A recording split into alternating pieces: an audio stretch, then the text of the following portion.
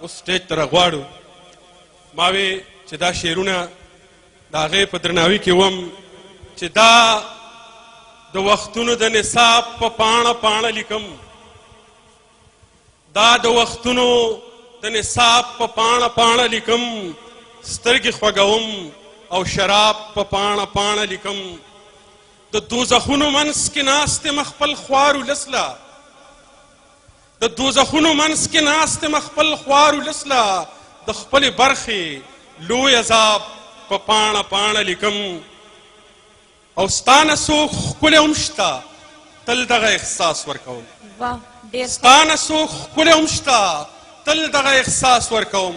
ستا تعریفونه د ګلاب په پاڼه پاڼه لیکم.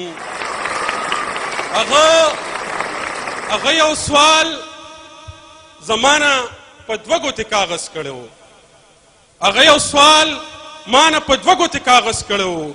زه د عمرونو نه جواب په پاڼه پاڼه لیکم. او ما څومره مینه کړې تا څومره نفرت کړی دی، ما څومره مینه کړې تا څومره نفرت کړی دی. اتله نن دغه حساب په پاڼه پاڼه لیکم.